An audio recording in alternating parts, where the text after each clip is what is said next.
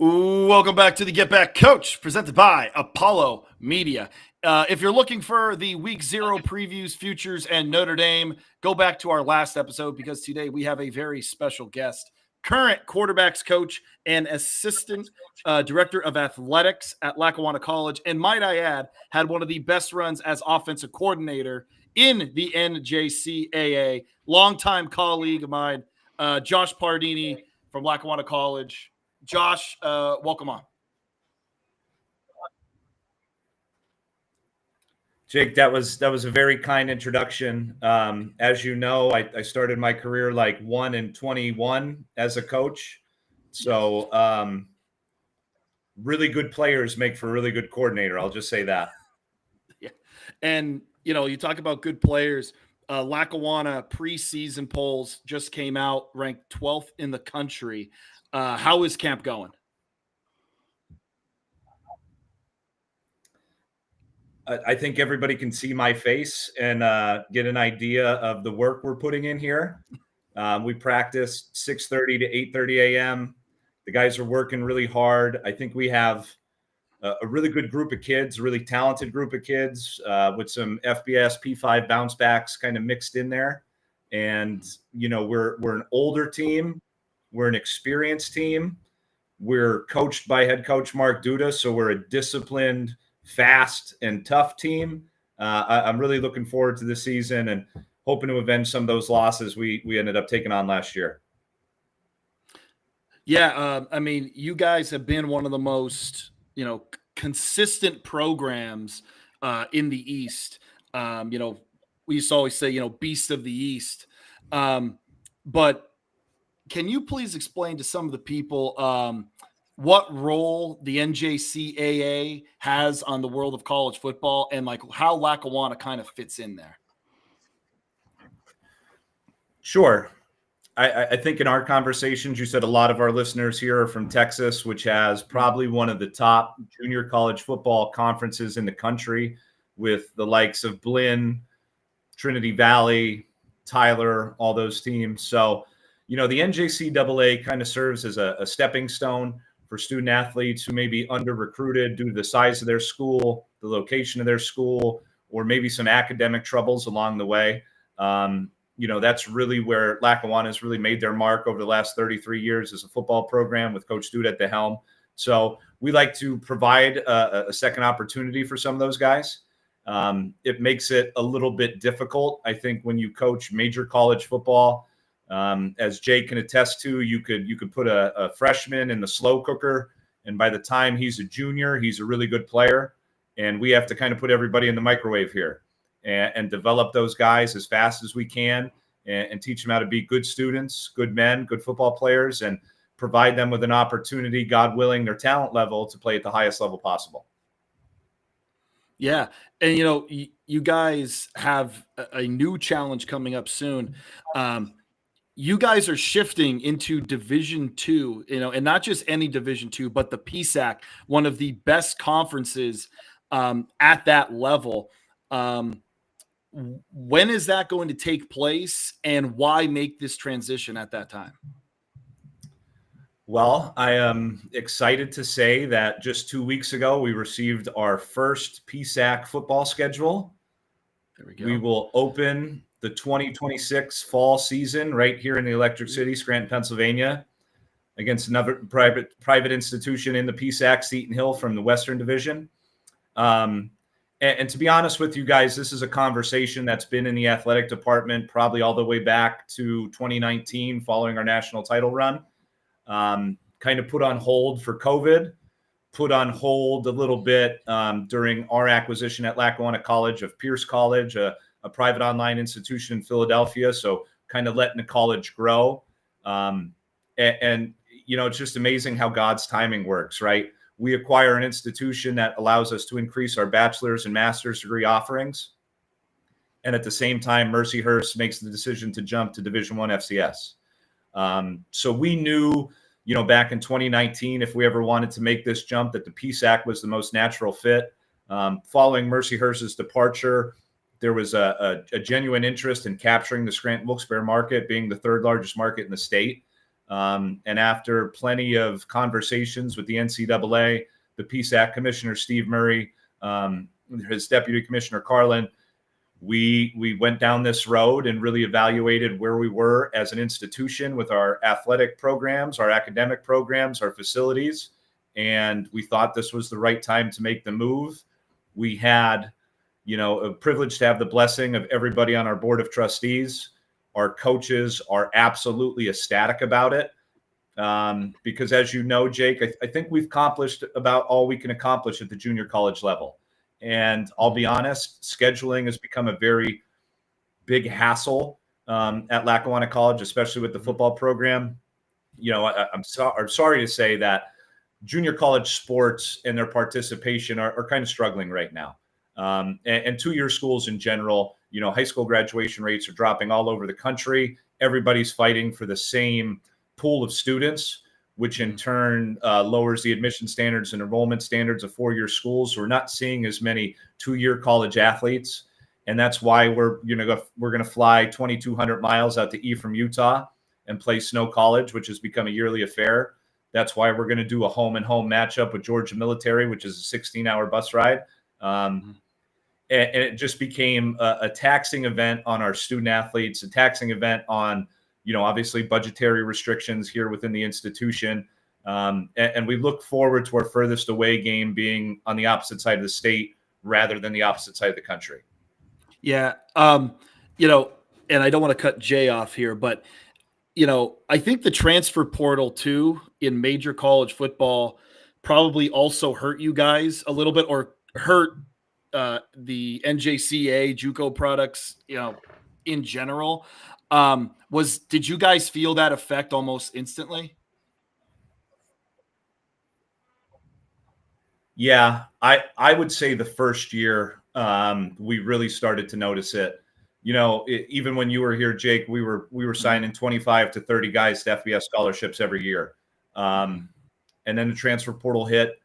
And I understand the coach's mindset. Obviously, if you can take a young man or a young lady from a four-year institution that you have a background in recruiting, and there's less of an admittance process through the admissions office and things like that, you have a better book on those student athletes. I understand it. I don't agree with it all the time. I think there's a lot of merit in junior college athletes, as you know. We don't have all the bells and whistles. We don't have top-notch facilities. Coach Franklin's able to give 14 sweatsuits and pairs of sneakers to his guys, and we get one. So I think that hardens a junior college athlete. It makes them appreciate the little things, right? The support and anything they can get, from meals to gear and any of those type of things. So it hasn't really completely stopped. Obviously, Jair Brown and Jaquan Brisker were Penn State transfers now in the NFL during the transfer portal era. And we still have quite a few young men on our football team, especially, and our baseball team for that matter, who are signing big-time Division I scholarship opportunities. But yeah, we've definitely seen a decrease in it. What I think it's done, it's had a giant trickle-down effect, where maybe that offensive lineman who is going to sign to Toledo or Bowling Green might end up at, Incarnate Word, right? Or an FCS institution, Stephen F. Austin, something like that. And what you're seeing is the competition level at Division I FCS, Division II, all the way down to Division III has greatly increased. I look at the PSAC and teams like Kutztown and Slippery Rock, IUP. I don't think it's far-fetched to say that they would compete at the FCS level because of that trickle-down effect, So it's been different. It's vastly different than when I got into junior college in 2010, coming out of the high school ranks. And we've had to adapt and we've had to change, but our philosophy hasn't changed. And what we try to provide to our student athletes hasn't changed. So we've really maintained our identity and our philosophy across the entire athletic department. And I think that's why we remain successful till today. Yeah. Awesome. Yeah. And obviously with this jump, and we're getting probably a little bit ahead, talking about the 2026 season. But how does this shift the day-to-day operations? I mean, going from NJCAA to D2, how does that impact like the day-to-day around the office, on the field, recruitment, everything like that? Jay, from a recruiting standpoint, once we made the announcement later in the month of June, I thought our coaches did just an unbelievable job of having a clear and concise plan for our incoming freshmen and our returning sophomores, and letting them know that, I know it sounds odd, fellas, but even as our first year in Division II, the way we've structured our academic programs, this freshman class on campus right now will have the ability, if they have the offer at a Division I level, to go out and accept that. And our coaches have accepted that. We don't want this, to Coach quote Franklin, we don't want this to be a transactional experience. We want it to be transformational. But we know, especially in the early parts of this transition, some of those things are going to happen, right? So if we have a first baseman on our baseball team, or we have an outside hitter on our volleyball team, and they play so well that a Division I institution comes in and offers them a scholarship, we're going to encourage them to pursue that opportunity, right? If those opportunities don't come along, we're going to continue to develop them athletically and academically. In terms of the work around the office, boy, you learn something new every single day. So not only in the athletic department with my boss, Eric Larson, and the rest of our staff, are we preparing for the upcoming season, but we're also absolutely diving into what's to come. Changes in financial aid, changes in athletic aid agreement. How can we upgrade our facilities? Integrating our dorms to be more co-ed, to meet NCAA guidelines. Just all the resources that the NCAA provides, right? The learning portal, the transfer portal, the eligibility center. What software do we need to incorporate from an institutional standpoint to better track and support our student athletes? So right now we've kind of broken out a group of about 30 people within the institution into subcommittees, and we're kind of attacking each one of those tasks or obligations within our subcommittees. I'm involved in 3 of those, and obviously with my hands in a lot of it in the athletic department. But it's been a lot of work. It's a lot of fun work. I will say that it's quite enjoyable, but boy, is it a lot of work. And I'm really glad we did it at this time. And again, without the support of our administration or our coaches, it would be a lot harder. Yeah. And I can't imagine, just the level of change that must be going on. And I'm sure it'll be a long process and kind of figuring out all of the details, the ins and outs of everything that happens with this transition.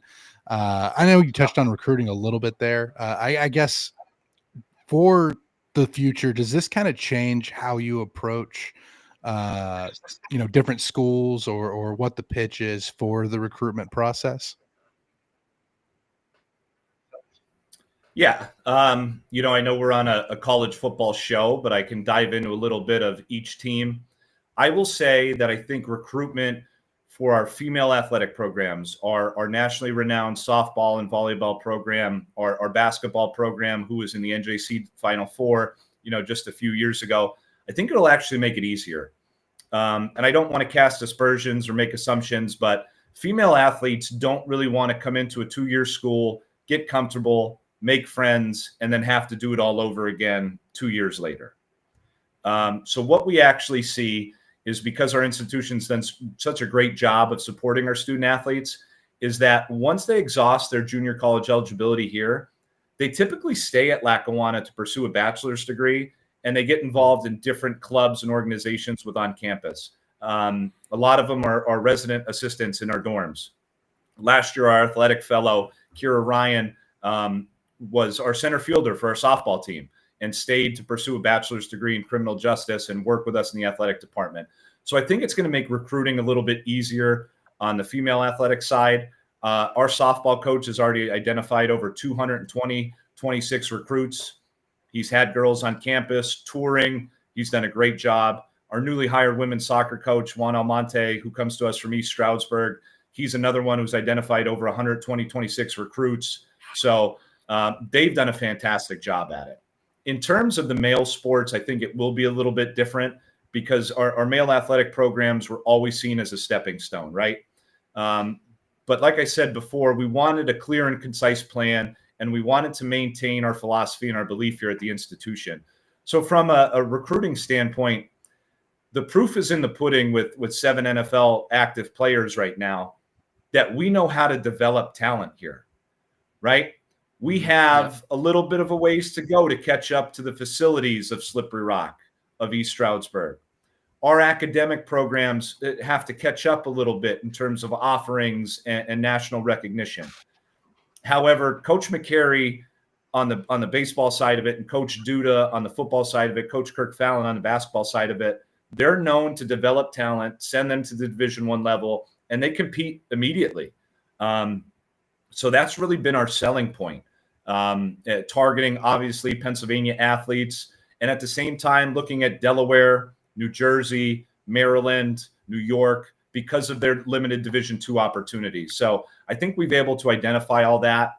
You know, it's always great to go into a school and say that we are the only college in the state of Pennsylvania with an MLB and NFL draft pick in the last 5 years, right? Temple couldn't say that. Penn State couldn't say that. Pitt couldn't say that.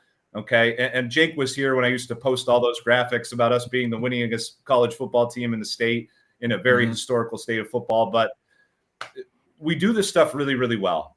And we have some incredible coaches on campus. Coach McCary, you know, I know Coach Duda gets a lot of love, but boy, Coach McCary is just fantastic. One of the smartest men I've ever met. The way he handles his program, the way he speaks to his young men, the way he develops them from young student athletes to MLB draft picks. It's been incredible. So I think it's important to have the right people in place, and we have that. And we've solidified that by signing Coach McCary to a long-term contract and Coach Duda to a long-term contract. So we can also go into those high schools and say, hey, we have stability within our coaching staffs, right? And these guys have been here a long time. They plan on being here a long time through this transition. So why not us? Yeah. Love that. Why not us? So you spoke before on, all these changes happening. Is there a look to expansion within like the university to kind of branch out more in Scranton and kind of like widen the campus? Yeah, I mean, obviously a ton of discussion on that. Being a 2-year school, we operate in a residence hall situation, and now we know we have to provide off-campus housing. So those conversations have started. We're actually in the process. We've just broken ground on a brand new CTI building, which will house our electrical vehicle program, our computer science programs, things like that. That's actually right down the street from McKinney, Jake, if you remember. Excuse me. Yeah, we are absolutely expanding our footprint in the Electric City, trying to keep up with the University of Scranton, who's always done a fantastic job with their facilities and their programs. But as you know, Jake, Scranton, you're kind of landlocked, right? There's not a lot of open space. It is, Scranton's kind of like maybe a slower Philadelphia in terms of the way it's structured. And it's definitely a college town, right? Scranton's a lot more happening when our students and the University of Scranton and Marywood are on campus. But our athletic director, Eric Larson, and our director of advancement, Brian Costanzo, on our cabinet, they've worked really hard at mapping out some facility plans. Maybe they're in the city of Scranton. Maybe they're in a neighboring city about 6 minutes away. We're still kind of going through those processes. But not only are our facilities plans obviously going to expand, you're going to see a ton of new degree offerings coming from Lackawanna College here in the upcoming months and years. We've done a great job of expanding our health science programs, our culinary programs, and again, having the ability to offer master's and bachelor's degree programs that are completely online after our acquisition of Pierce has been a game changer for us. Very good. Yeah, and it's kind of just awesome to hear the aspects of, it's not just an athletics decision, right? This is an academics decision. You talk about building young men and women into the best versions of themselves. And obviously with the new degree offerings, how does that help with this, just the academic side of really helping that development of that process?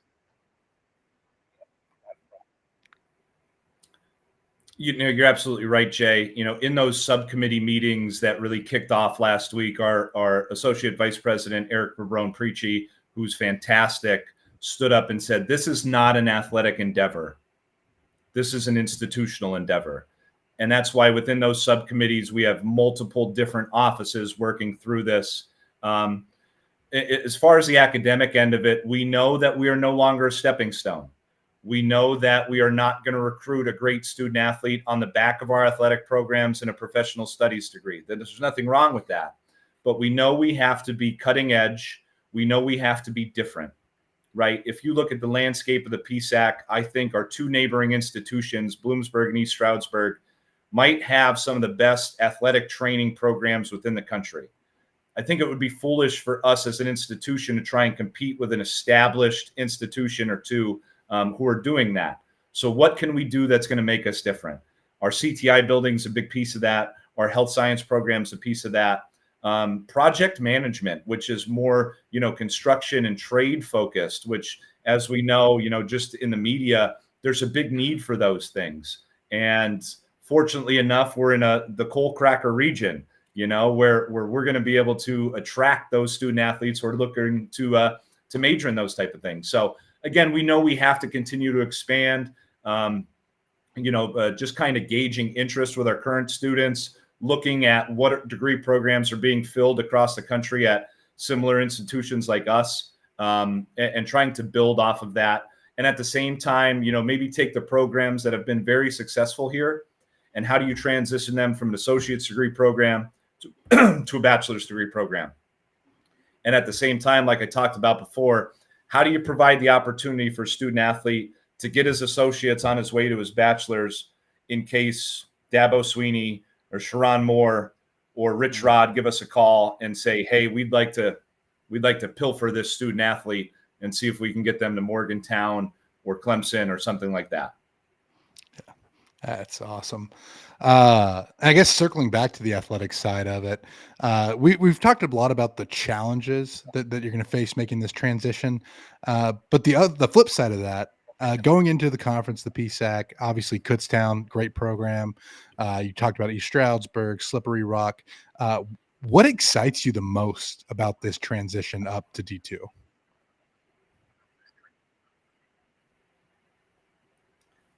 I've been a coach here since 2010, and I've had the privilege of coaching 7 NFL players. And every time they graduated, I would look at Coach Duda and say, man, I wish I had the opportunity to coach him for 4 years. And now we finally get that chance, right? I don't want to sound brash, but I think we're really good coaches here. I think we do a really good job. I think we know X's and O's. We keep our finger on the pulse of the team. We understand people above all else. And I'm excited to show the country that, and I hate to say it, but junior college coaches get a stigma, right? We've all watched the series on Netflix. Mm-hmm. We've heard the war stories. Not everybody's like that, man. And I look forward to a Hall of Famer, an overall great human being like Mark Duda getting his flowers. Mm-hmm. I look forward to Coach McCary getting the recognition he deserves outside of just his peers. I look forward to not having to answer a phone call from Kutztown and saying, what offensive lineman do you have for me this year? Those are all going to be fun situations. And obviously develop some great friendships with those coaches who come and recruit you every year. Mike Santella, the offensive line coach at East Stroudsburg, and I have been friends for 15 years. And now we kind of get to battle with Mike and the rest of those guys in that conference. And I really look forward to that. And Coach McCary kind of said the same thing in a Twitter post where now our friends have become our enemies. And now they're not going to look to us to fill a hole. They're going to fill a hole in spite of us, right? I need a left guard because I can't block Lackawanna's 3 technique, and I can't go to Lackawanna to get it anymore. I need a Friday starter to shut down those bats at Lackawanna, and I can't call Mike McCary anymore. I look forward to that, and I think it's going to be really cool. We know we're going to take some lumps. We know we're not going to experience maybe the immediate success that we've had in junior college and being a top 10 program in baseball and football, but we embrace that challenge. And we do that every day. I have coaches in my office every day talking about how we're going to do this. And like I said, the level of excitement on campus is just kind of through the roof. So our athletic director, Eric Larson, met with our faculty and staff this morning. just kind of laying out some plans and where we see this going, and left the room to a round of applause. So it's having the backing of your tenured professors and your adjunct professors. That's an advantage. That's something to be excited about. That's not a challenge. So I'm really looking forward to it, and just the ability to, like I said, better support our student athletes and provide them a life-changing experience, because that's what we do here. I know a lot can be said about facilities and fields with lines and goalposts and fence, but it's the people here that make this institution special. It's the reason I'm here as long as I'm here. It's the reason you have the longest tenured football coach in junior college. I think in any college at this point, by the way, according to our SID, the longest tenured coach in all of college football. That's saying something, So I look forward to those guys getting the recognition they deserve. Yeah. Well, Jay, I think we found our clip for the episode. Absolutely. Yeah, that's awesome. That was. I'm fired up. I'm ready to run through a wall. And Josh, you beat me to it, because my next question was going to be, how is it being under one of the greatest college football coaches ever? I mean, an absolute legend in the JUCO ranks, Coach Duda. Because, and again, you already said it. We watched the Netflix series, and I would sit there and think, man, Duda wouldn't do that. Duda wouldn't do that, and it kind of hurt me a little bit because I'm like, our guy, I always felt did things the right way. So how is the experience being under him for so long? Because I mean, the man's awesome.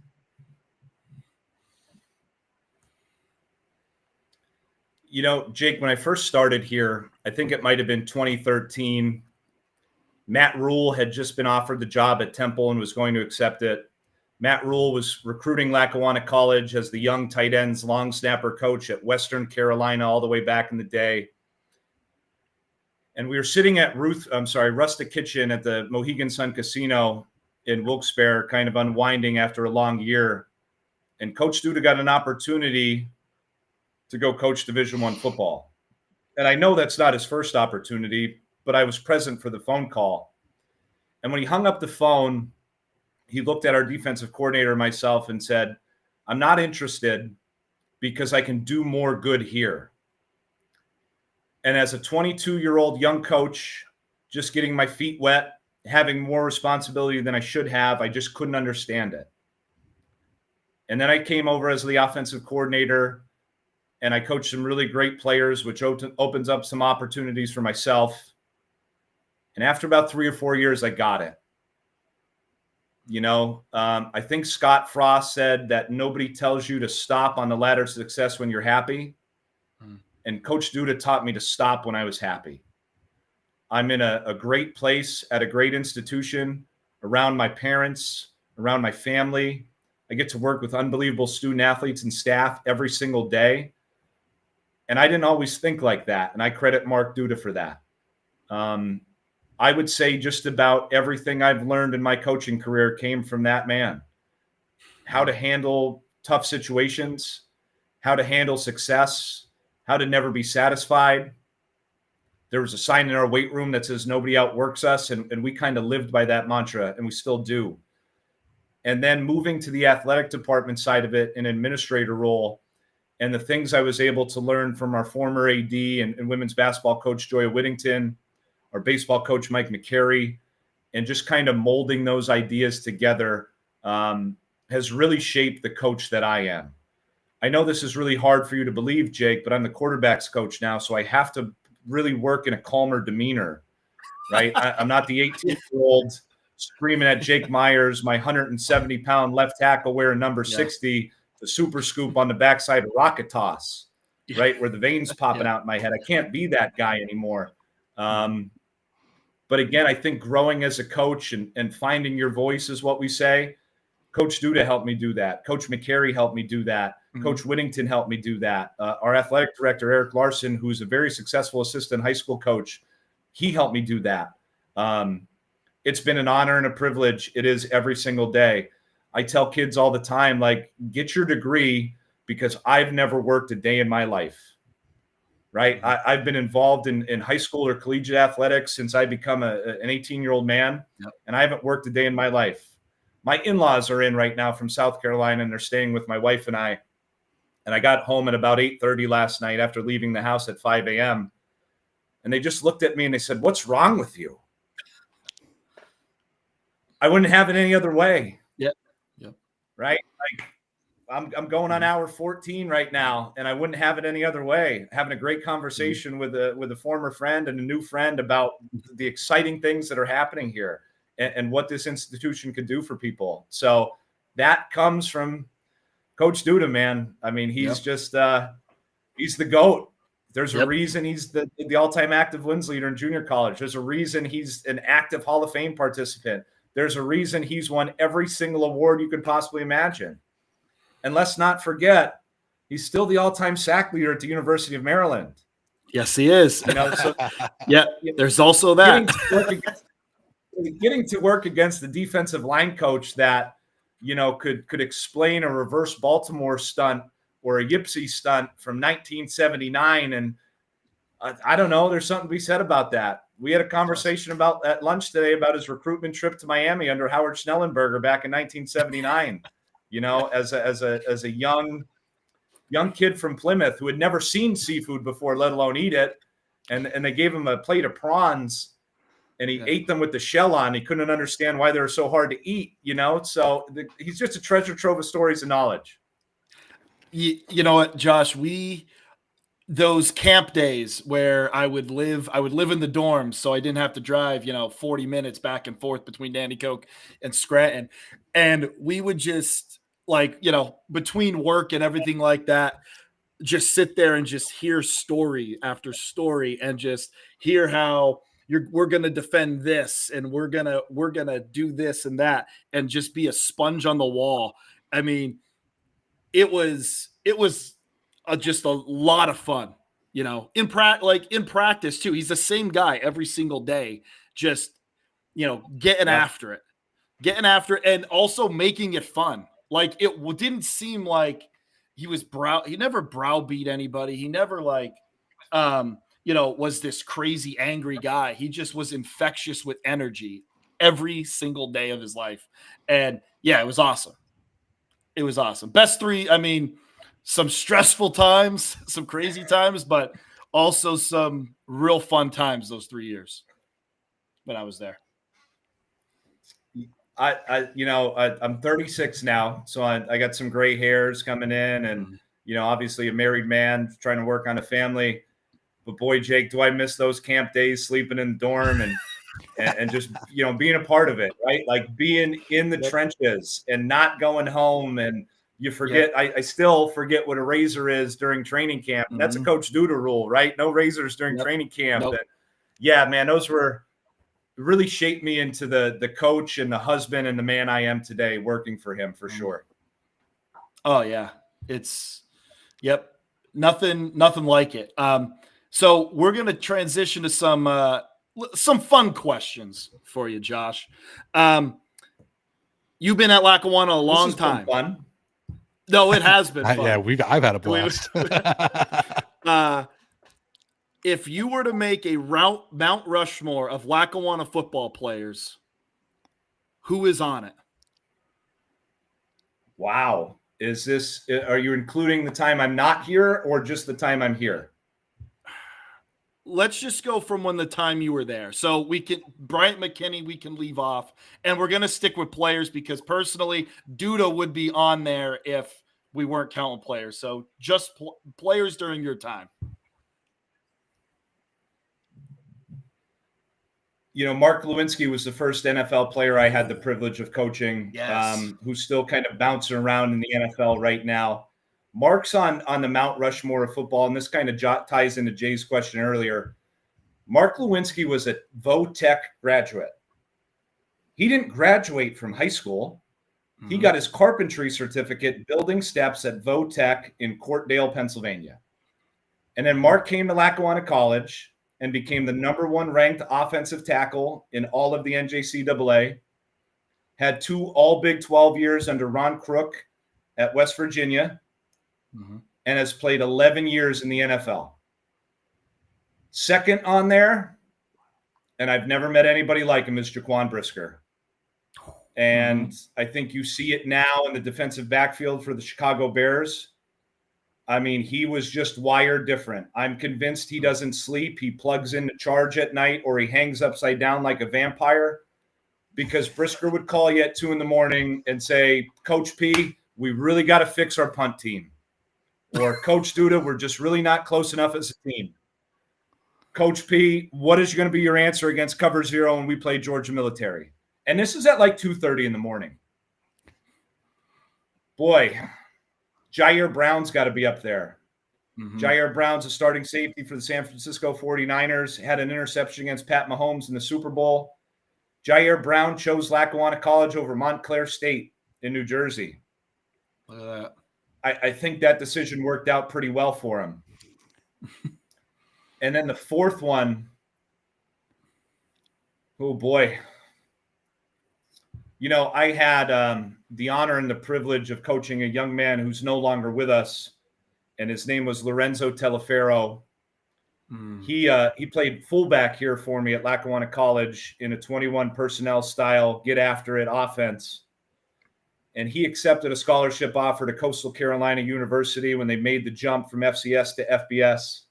He still holds their single season rushing record, and he's in good conversation with Mike Tolbert, who I know you guys know, who had a hell of a career in the NFL.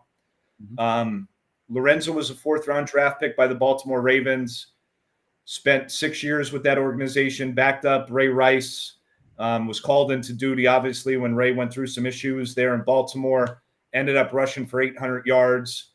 But Lorenzo's focus on becoming a better man and a student is what puts me in what puts him in that category for me.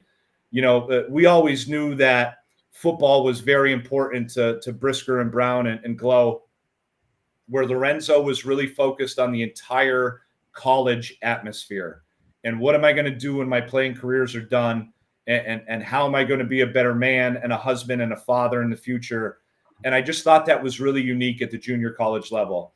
Lorenzo played at Bruton High School in Virginia, was an all-state player down there, played for me his first year in an arm cast, kicking out the Sam on power, leading on the Will on ISO, doing all the dirty work. But he ended up catching a whole bunch of touchdown passes for us, running for a whole bunch of yards. And he was just a very, very special young man. God rest his soul. I miss him every day. There's still a picture, Jake, if you remember, it hung over my desk in my office of him in that Baltimore Ravens jersey. So Lorenzo's always near and dear to my heart.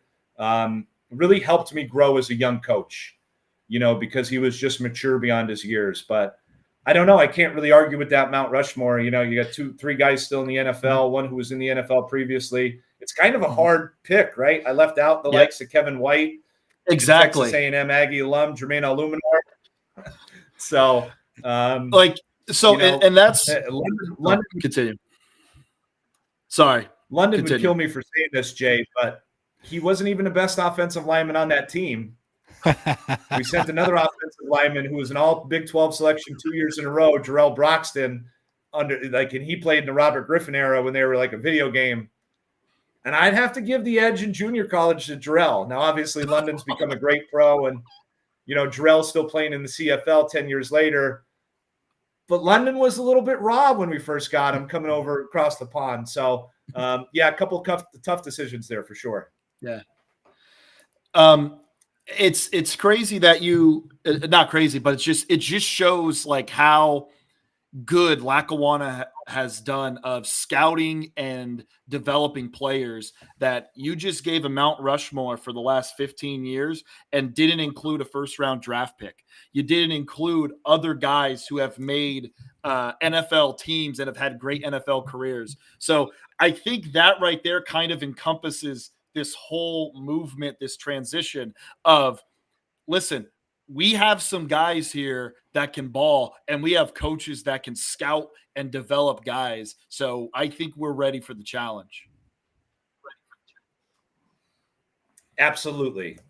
I'd like to tell you that recruiting is an exact science and we hit on every guy we go after. I will admit that I didn't have Brisker as my top-rated safety when we brought him in. Yep. I will admit that I didn't really see London's pro potential when he came in. You know, Kevin White dealt with some injuries like he has his entire career here at Lackawanna. We knew he was special. You didn't know he was 7th overall special, you know. So just like in major college football, you do miss. Mm-hmm. But you have a really good idea. And, like, again, I leave off Kaiser White, who's still playing in the NFL, Trayvon Wesco, who's still playing in the NFL. You kind of get an idea those first couple days of training camp, like, he's different.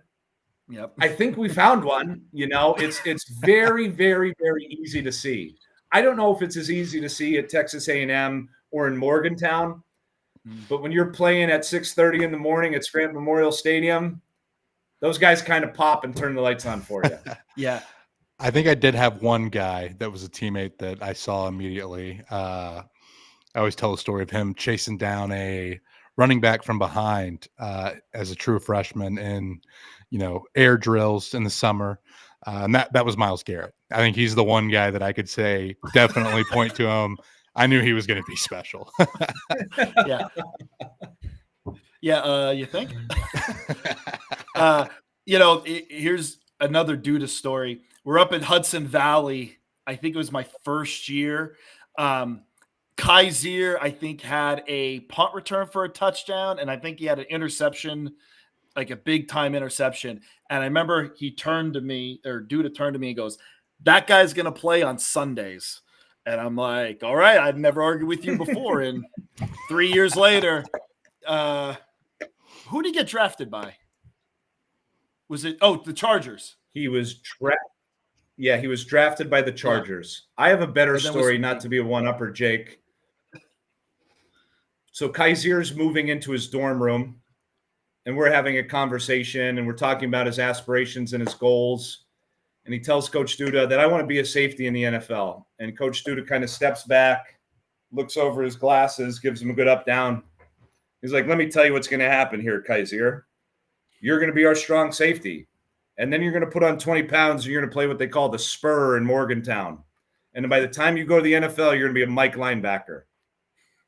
5 years later, Kaiser's starting at Mike linebacker with San Diego Chargers. Insane. Yep. There it is. Sometimes you just know. Yep. Sometimes you know. All right, so we're going to play a game called Vital Information. This is where we're going to end with. These are like rapid hitting questions. It's going to be questions maybe from your youth, your love of football, things of that nature. Okay. So first off, who is your favorite football player all time? It like not one you coached, even like one as a kid or when you were in high school. Michael Robinson. Ooh, that one hits me home. You probably already answered this one, but best player you ever coached, you personally ever coached? A running back named Deshaun Hayes, who is still playing defensive back in the CFL. Very nice. Favorite uniform in college football? USC. Ooh, that's a nice one. Favorite win with Lackawanna? Beating Georgia Military in the last game of the season to secure a national championship bid in 2019. Very nice. And I just want to interject here. I know you had a lot better wins, but beating number 2 Nassau my first year there was definitely one of the highlights of my coaching career, just with how much that game meant and the kind of the trajectory of Lackawanna kind of after that. But yeah, that would be a very close number 2. And then knocking off Columbia Montour Votech to end a 22-game winning streak on a muddy Nanticoke area high school field back in, I believe it was 2008. 2009. That would be 3. Jay, we don't have to talk about that one. Fair. What's one college football stadium you would love to visit? Absolutely the Rose Bowl. Oh, yep. Best tradition in college football, or your favorite?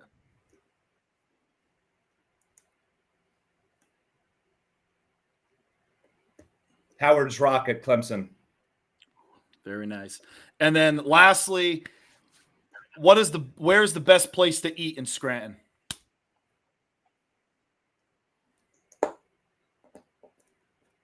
Our platinum sponsor, Samario's Pizza and Subs on East Market Street in West Side. Beautiful.